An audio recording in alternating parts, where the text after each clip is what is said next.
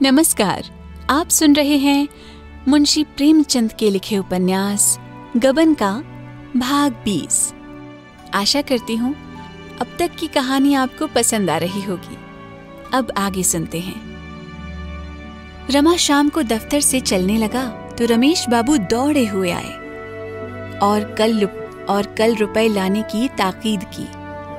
रमा मन में झुंझुला उठा, आप बड़े ईमानदार की दुम बने, ढोंगिया कहीं का। अगर अपनी जरूरत आ पड़े तो दूसरों के तलवे सहलाते गिरेंगे, पर मेरा काम है तो आप आदर्शवादी बन बैठे।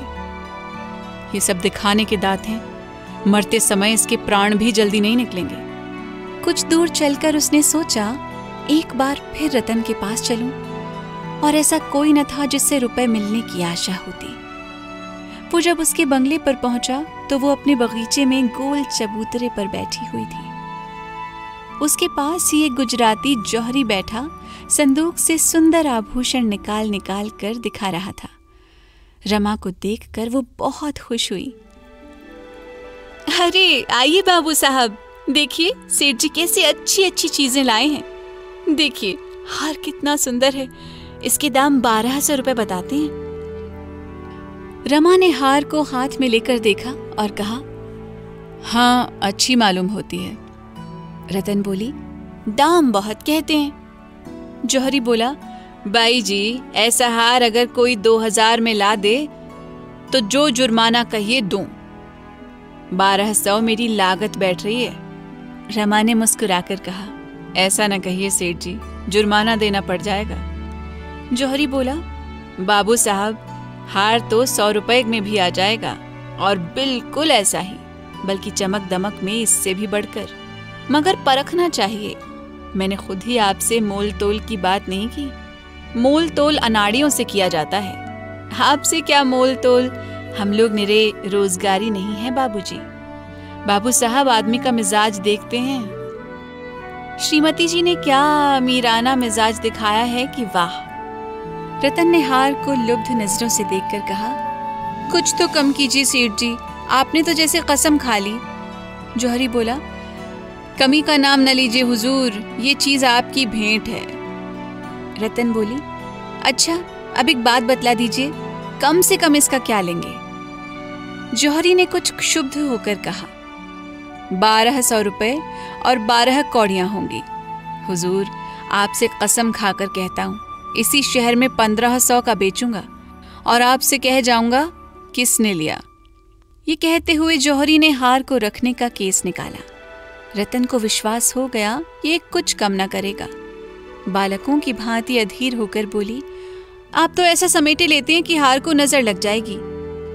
जौहरी बोला, क्या करूं हुजूर, जब ऐसे दरबार में चीज की कदर नहीं होगी तो दुख होता ही है।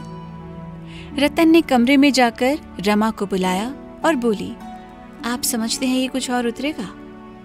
रमानाथ बोला, मेरी समझ में तो चीज 1000 से ज्यादा की नहीं है।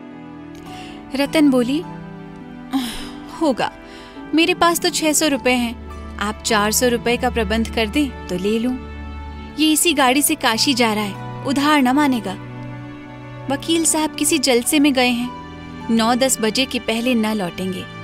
मैं आपको कल रुपए लौटा दूंगी। रमा ने बड़े संकोच के साथ कहा, विश्वास मानिए मैं बिल्कुल खाली हाथ हूं। मैं तो आपसे रुपए मांगने आया था, मुझे बड़ी सख्त जरूरत है, वो रुपए मुझे दे दीजिए। मैं आपके लिए कोई अच्छा सा हार यहीं से ला दूंगा। मुझे विश्वास है ऐसा हार 700-800 में मिल जाएगा। रतन बोली, चलिए मैं आपकी बातों में नहीं आती। 6 महीने में एक कंगन तो बनवा न सके, अब हार क्या लाएंगे। मैं यहाँ कई दुकानें देख चुकी हूँ, ऐसी चीज शायद ही कहीं निकले, और निकले भी तो इसके ड्योड़े दाम देने पड़ेंगे। रमानाथ बोला, तो इसे कल क्यों ना बुलाइए, इसे सौदा बेचने की गरज होगी तो आप ठहरेगा। रतन बोली, अच्छा कहिए, देखिए क्या कहता है। दोनों कमरे से बाहर निकले। रमा ने जौहरी से कहा, तुम कल 8 बजे क्यों नहीं आ जाते। जौहरी बोला, नहीं हुजूर, कल काशी में 2-4 बड़े रईसों से मिलना है, आज के न जाने से बड़े हानि हो जाएगी। रतन बोली, मेरे पास इस वक्त 600 रुपए हैं, आप हार दे जाइए, बाकी के रुपए काशी से लौट कर ले जाइएगा। जौहरी बोला, रुपए का तो कोई हर्ज न था, महीने 2 महीने में ले लेता, लेकिन हम परदेशी लोगों का क्या ठिकाना, आज यहाँ हैं कल वहाँ हैं, कौन जाने यहाँ फिर कब आना हो। आप इस वक्त 1000 दे दें, 200 फिर दे दीजिएगा। रमानाथ बोला, तो सौदा न होगा। जौहरी ने कहा, इसका अख्तियार आपको है, मगर इतना कहे देता हूं कि ऐसा माल फिर न पाइएगा। रमानाथ ने कहा, रुपए होंगे तो माल बहुत मिल जाएगा। जौहरी बोला, कभी कभी दाम रहने पर भी अच्छा माल नहीं मिलता। ये कहकर जौहरी ने फिर हार को केस में रखा और इस तरह संदूक समेटने लगा मानो वो एक क्षण भी न रुकेगा।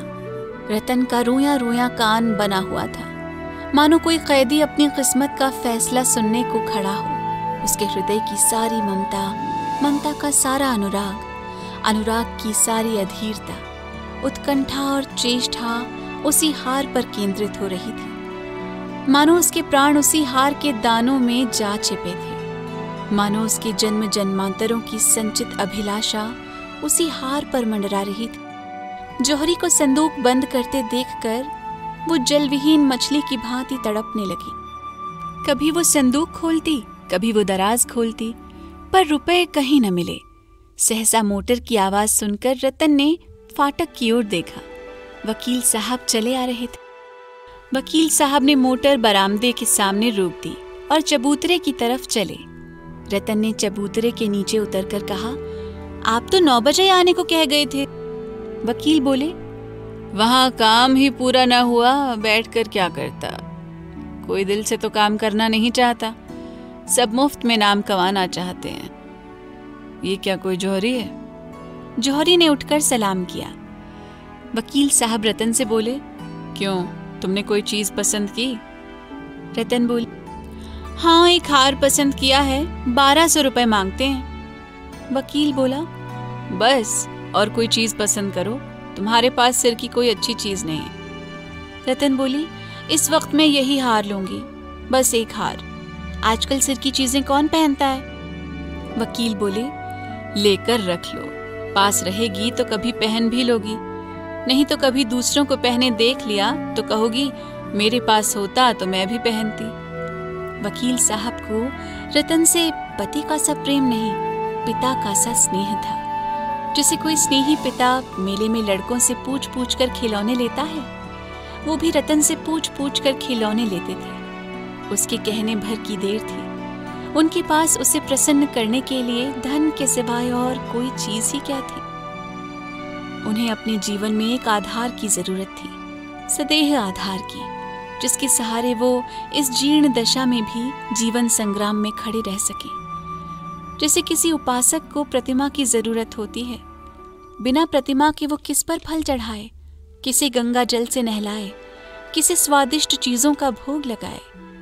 इसी भांति वकील साहब को भी पत्नी की जरूरत थी। रतन उनके लिए सदेह कल्पना मात्र थी, जिससे उनकी आत्मिक पिपासा शांत होती थी।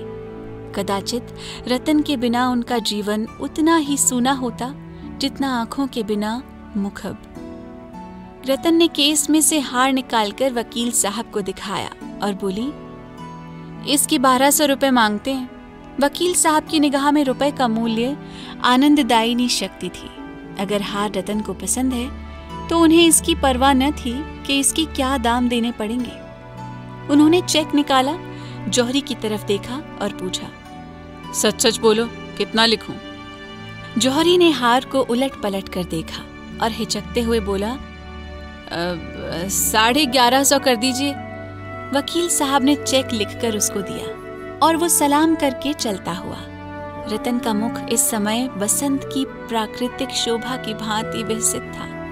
ऐसा गर्व, ऐसा उल्लास उसके मुख पर कभी न दिखाई दिया था, मानो उसे संसार की संपत्ति मिल गई है। हार को गले में लटकाए वो अंदर चली गई। वकील साहब के आचार विचार में नई और पुरानी प्रथाओं का विचित्र मेल था। भोजन वो अभी तक किसी ब्राह्मण के हाथ का भी न खाते थे। आज रतन उनके लिए अच्छी अच्छी चीजें बनाने गई। अपनी कृतज्ञता को वो कैसे जाहिर करे।